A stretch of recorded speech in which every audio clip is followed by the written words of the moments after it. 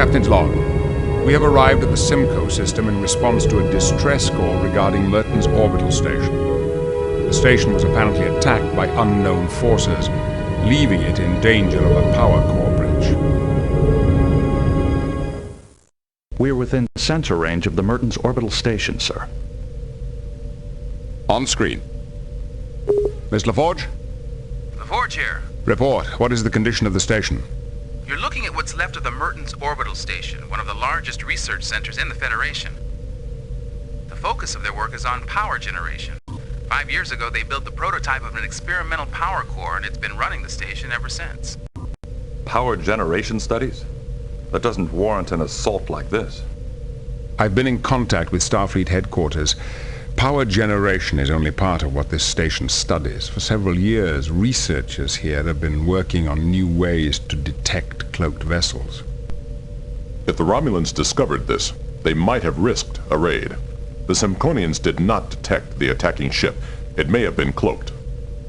That's speculation, Mr. Worf. We have no proof the Romulans were involved. Well, whoever it was, something powerful punched through the station's shields and sliced off an entire research wing. What do you mean, sliced off? There is insufficient debris in the area to indicate that the missing section was destroyed. It is possible the attackers simply removed it. Geordi, could that be what destabilized the power core? What will happen if the containment field fails? I can't say for certain, but with the amount of energy that thing can put out, I wouldn't want to be around it when it goes. Is there any way to shut down the core? There's a fail-safe mechanism which is supposed to jettison the core automatically in an emergency. I'd say this qualifies as an emergency. Why wasn't the core jettisoned? The only way to prevent it is by manual override. Someone has to be there to stop it. That means there's someone still alive in there. Data, are you picking up any life signs? The station's shielding is interfering with our sensors. I cannot tell if any of the crew are still alive. However, life support is still functioning. But power readings indicate that it may fail at any time. Dr. Crusher? Crusher here. We are nearing Merton's station. Are you prepared for casualties? My staff is ready to do double shifts. We can handle about 330 emergency cases, but we'll have to beam the rest down to Cymkoe. Understood. What is your recommendation? We can't do anything from here, but to get an away team aboard, we have to find a way through those shields. I believe I have a solution. The station's upper shields are badly damaged. If we establish a lock on a transporter on the upper decks, a transporter beam could penetrate the weakened shields. Once we're in, we should be able to jettison the power core. Then we can lower the station's shields and evacuate the wounded. Very well, number one. Make it so. Geordi, I want you and the rest of the away team ready to go in 20 minutes. We'll be there in 10.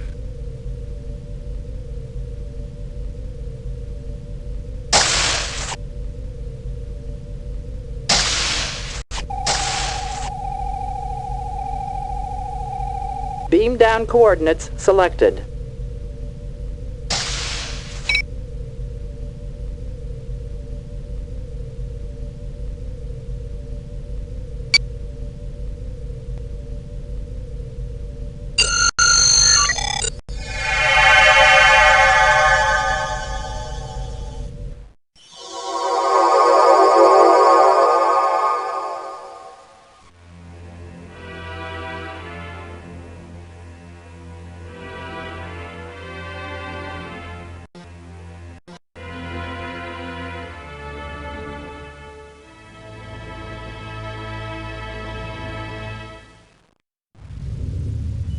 These power surges are serious.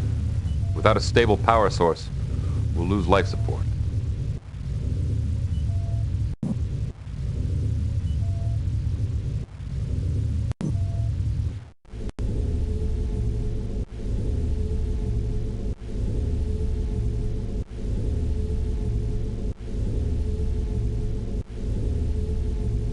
The experiments here must require a lot of energy. These look like high-capacity conduit. It looks like this shaft just goes on forever.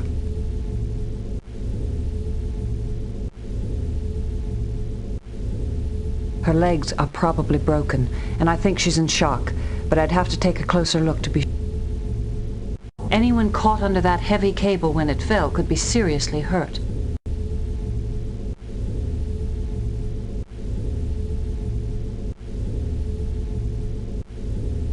I've got to talk to the engineers who built this place. The entire hull is lined with a liquid titanium-duranium alloy in a memory gel suspension. It's completely self-sealing.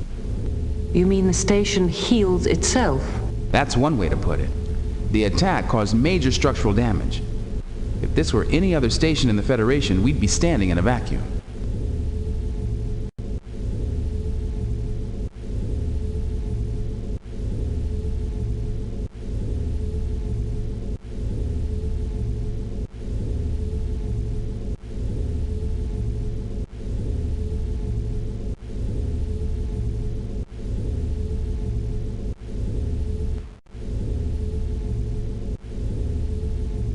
She's got multiple fractures in both legs. The bones in the lower part of her left leg are shattered. She's in shock and there's some internal bleeding. All things considered, she's very lucky. I can take care of the worst of her injuries here, but I'd like to get her to sickbay. I can't do anything for her.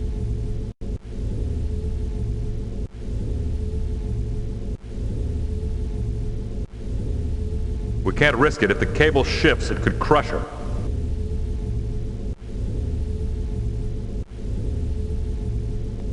I don't see how we can get to her without moving the cable. But we might do more harm than good. We may be able to cut her free with a phaser, but we'll have to be very careful.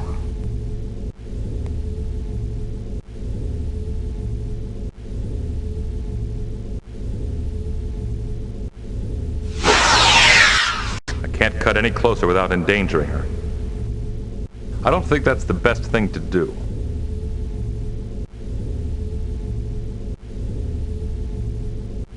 It's a data transfer line. The end shows signs of contact with a phased energy beam. This cable's built for handling information, not energy. I'm surprised it didn't just vaporize when it was hit. I can't just let that woman suffer. We have to find a... I've been thinking about how to free that trapped crewman. What if we use the station's transporter to remove the cable? I've already got the coordinates we need.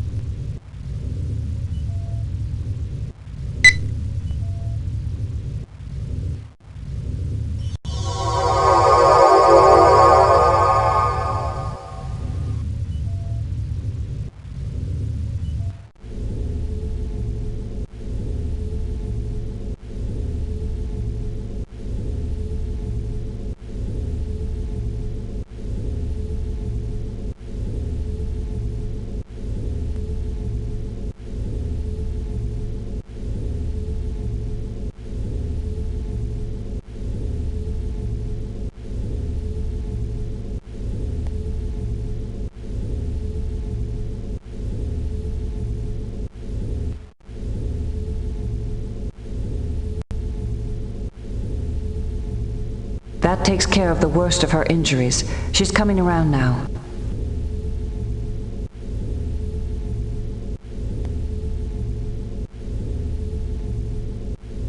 How do you feel? I'll manage. You're from Starfleet, aren't you? Yes. We're from the Enterprise. Try not to move. I've stopped the bleeding and given you something for the pain, but your legs are in bad shape. You're right. Multiple fractures, probable lacerations. I'm Anna Bennett, Chief Medical Officer. We've got a lot of wounded here, some worse off than me. How many can you evacuate? Our sickbay can handle any emergency cases. The rest we can beam down to the planet, but we can't begin transport until we lower the station's shields. We can't do that until we stabilize or jettison the power core.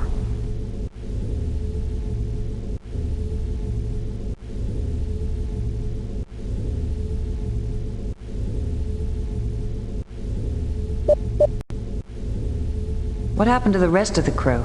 I can't believe they just left you here injured like this. Most of them probably escaped when Commander Wild gave the order to evacuate after the first attack. But I know many are trapped and can't reach the shuttle bays. After the first attack? Were you attacked more than once? We never knew what hit us. There was an initial attack which lasted maybe 10 minutes. Later there was a hull breach and the power systems went crazy. I don't remember anything after that. I passed out.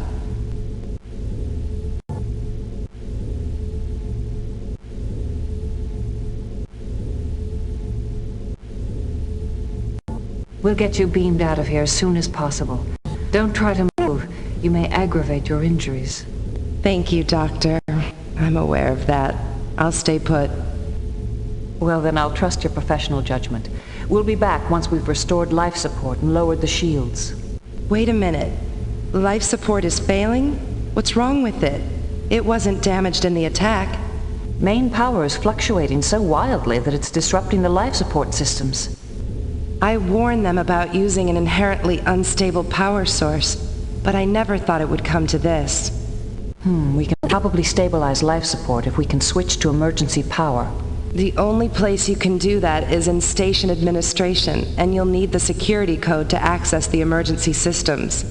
It's 334L42. Thank you. Anytime.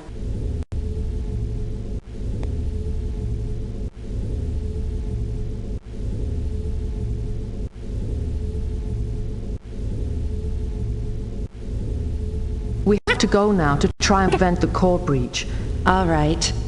I think I'll be fine for now.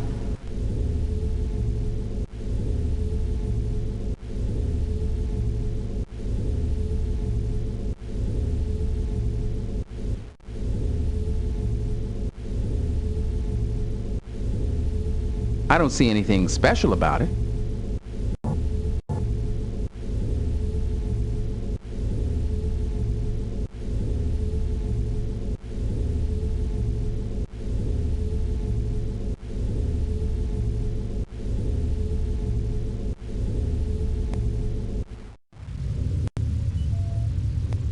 Looks like a power surge knocked out the holotable. I could fix it if we had more time, or if I had a flux router, I could bypass the damage. It's dead. Power surges have disabled most of the station's primary systems. It's dead. Power... I don't see anything special. A lot of these systems are out. I think we're in luck. This life support...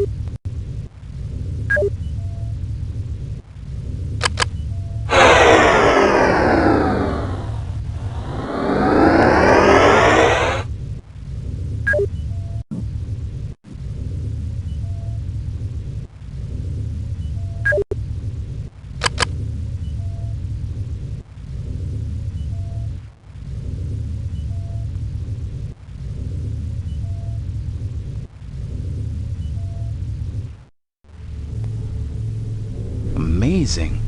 It's using a plasma suspension beam to draw energy straight out of the main conduits. Amazing. I'd sure like to get a look at that power core. Just one of these conduits could handle the entire energy output of the Enterprise.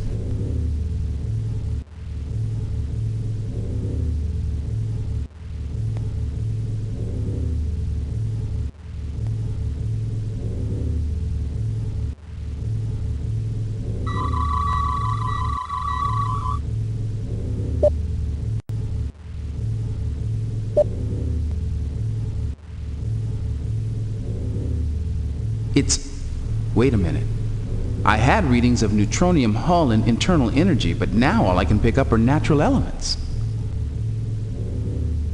It's sending false readings to our tricorders. It's like a chameleon. It disguises itself perfectly. If we weren't here to see it, we'd never know it was here. It could probably fool our ship sensors just as easily. This chameleon field seems to take a fraction of a second to adjust to new scanning frequencies. If I set the tricorder to randomly shift frequencies at high speed... There. I'm getting a partial reading now.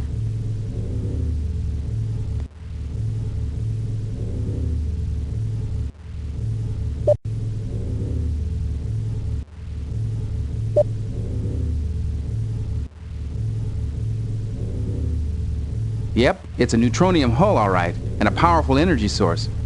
I've never seen that much power in such a small package before.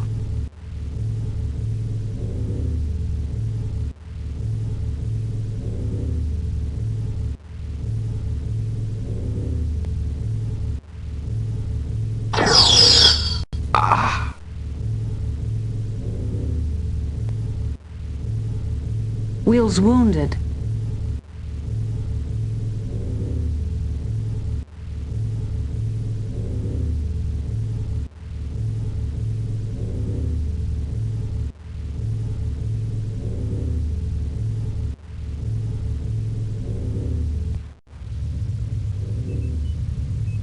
Phasers probably won't hurt that hovering machine, but turning off its power might.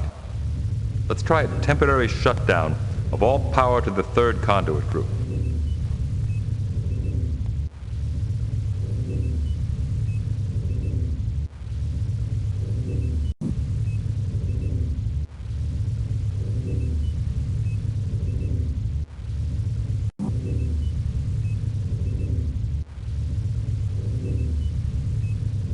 It didn't work.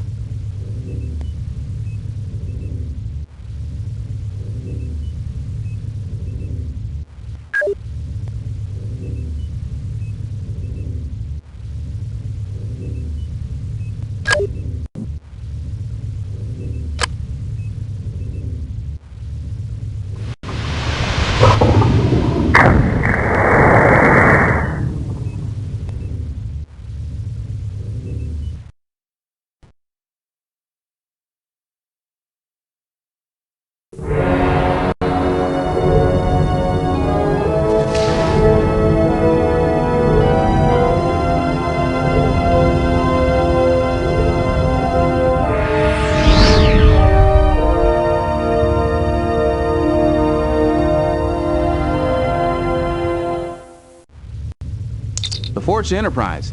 Did you pick that up? We have detected a small object departing the station at high speed. Sensors identify it as a small asteroid. You've got to be kidding. Apparently, this object is capable of sending false readings to our sensors. That asteroid is a sophisticated device. It's using a chameleon field to send false readings to the sensors. Interesting. The object has accelerated to warp speed. I'd like to chase it down, but the station isn't stable yet. See how long you can track it. Acknowledged. Picard out.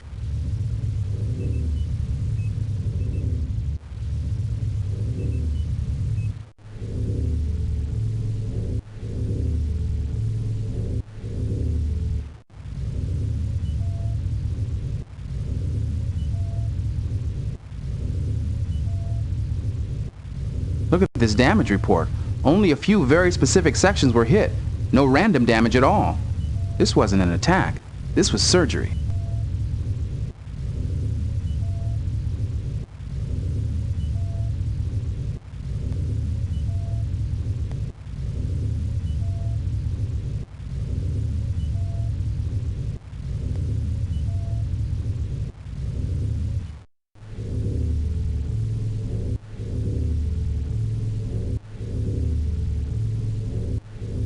The jettison system has a manual override. That means there's someone still manning the controls.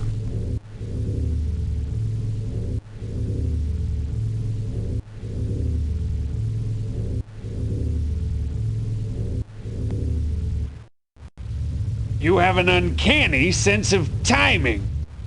I beg your pardon?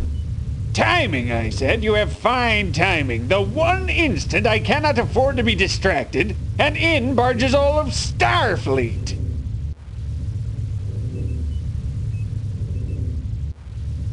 I'm Geordie LaForge, Chief Engineer of the Enterprise. We're here to help. Thanks for the offer, but I haven't time to instruct Starfleet in the intricacies of singularity-driven power generation, so kindly stop distracting me.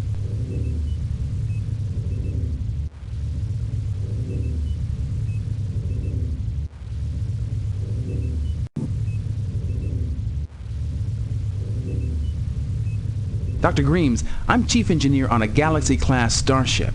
It's my job to work miracles. Have you seen a system like this before? I'm not sure. It looks like some kind of gravity wave power source. But how can you generate gravity waves of this magnitude? A little something I got from the Romulans. We've got an artificial singularity bottled up down there, and by varying the strength of the containment field, I was able to increase the magnitude of the gravity waves. But now that something's got the energy flow out of phase with the containment field, we've got to get the energy flow back in phase immediately. Not bad for a Starfleet officer. You may be of some use after all. You see, the only reason the field's held up this long is because I've been here manually compensating for the fluctuations.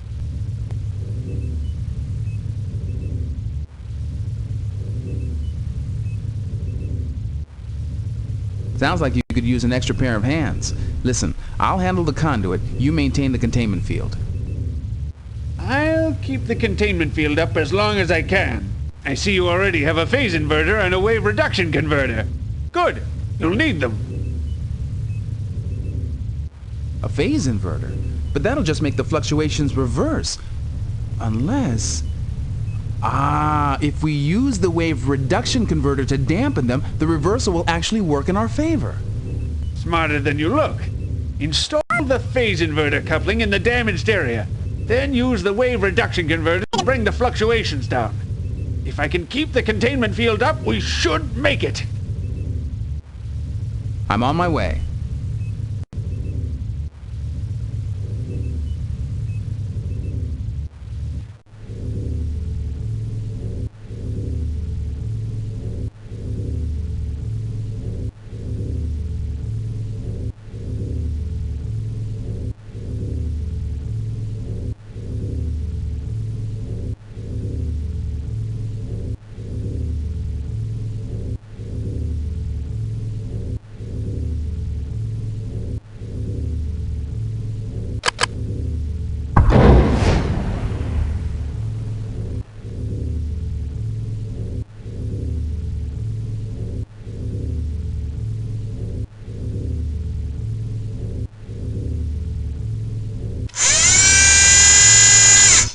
Enterprise.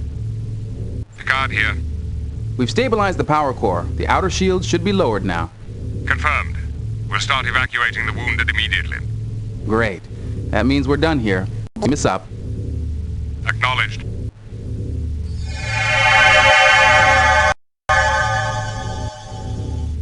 We are being hailed, sir.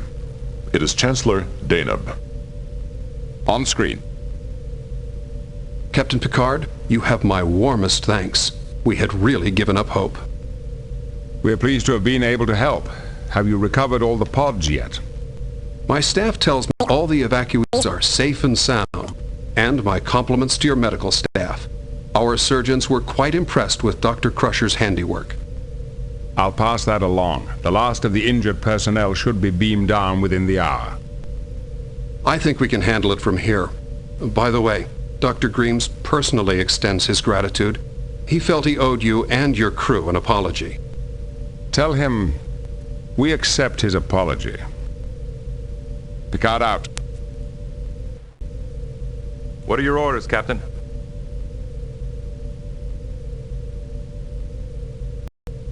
Set course for the Ruinor sector and resume our patrol along the neutral zone. Yes, sir. Engage.